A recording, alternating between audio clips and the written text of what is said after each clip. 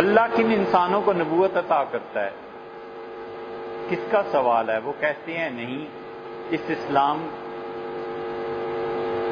کا کافروں تعصب کی وجہ سے شیعہ دیوبندی بریلوی، کیا مطلب؟ سوال کی ہمیں سمجھ نہیں آئی بھیا۔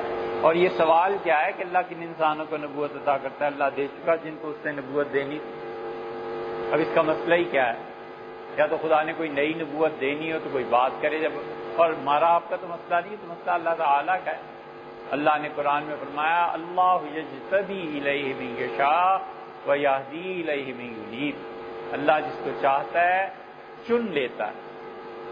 یہ اجتباء ہے نبوت، نبوت خالصتاً ہم اہل سنہ کا یہ عقیدہ ہے کہ کسی بھی شخص کی نبوت خالص اللہ کا اپنا انتخاب ہے، اور اس انتخاب کی کوئی علت کوئی وجہ اللہ ہی جانتا ہے، ہم نہیں جانتے۔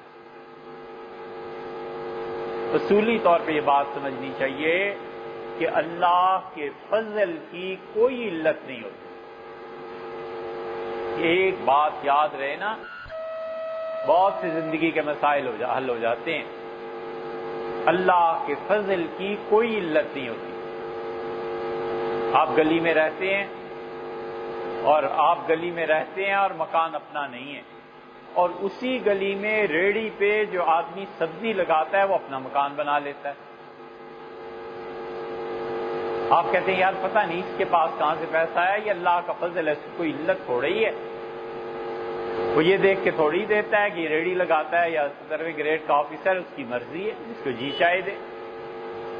اللہ کا فضل کسی علت کا محتاج نہیں ہوتا۔ جس علت سے وہ دیتا ہے انسانی دماغ وہاں تک پہنچ نہیں سکتا۔ بادشاہ نے کیوں مہربانی کی؟ شہنشاہ نے کیوں دے دیا؟ نبوت سے موسیٰ علیہ السلام کو کیوں دے دی؟ اتنی شاندار نبوت انہی کے بھائی ہارون علیہ السلام کو کیوں نہیں ملی؟ ایسی شاندار، اللہ کی مرضی ہے۔ آپ اندازہ کریں اتنی ادب کی جگہ ہے کہ اللہ کہتا ہے ما زاغ البصر وما طغى، اور حضور صلی اللہ علیہ وسلم کی نگاہ نہیں ہٹ سکی اپنی راستے سے۔ آپ کبھی غور کیجئے گا، لوگوں کی چال ہوتی ہے اور پولیس والوں کی بھی چال ہوتی ہے۔ یہ پولیس والے جب چل رہے ہوتے ہیں نا، ادھر دیکھیں گے ادھر دیکھیں گے، سارا تک ٹھوکر بھی لگ جائے تو پھر دیکھ کے پتھر کو پھر ادھر ادھر دیکھیں گے، سارے جہان سے باخبر، اپنے جہان سے بے خبر۔ سارے شہر کے مجرم ان کی فنگر ٹپس پہ، اور خود مالک کے ہاں کتنے بڑے مجرم ہیں یہ بے خبری ہے۔ یہی ہوتا ہے اللہ کے ہاں اتنا ادب اور احترام ہے کہ اللہ فرماتا ہے ما زاغ البصر وما طغى، نبی صلی اللہ علیہ وسلم کی نظر اپنی جگہ سے ہٹ نہیں سکی، اور کیا مجال ہے کہ وہ حد سے زیادہ کوئی بات کر لیتے۔ اور حضور اقدس صلی اللہ علیہ وسلم نے اونچی اونچی آواز سنی، اور آپ نے آہستہ سے جبریل سے کہا کہ یہ کون ہے؟ مقام ادب میں حق تعالی شانہ کے سامنے اتنی اونچی آواز؟ تو جبریل امین نے کہا اللہ کے رسول یہ موسیٰ ہیں۔ آتابا، اس کا ترجمہ کریں، ناراض ہو رہے ہیں محبت کی وجہ سے اللہ سے، اور کہتے ہیں میرے بعد ایک آدمی آیا اور میری نبوت آپ نے اس سے زیادہ کر دی، اور میں نے دیکھا ہے کہ اس کی امت بھی میری امت سے بڑھ گئی ہے، وہاں لوگوں کی زیادہ بخشش ہو گئی ہے اور میرے یہودیوں کی کم بخشش ہوئی ہے۔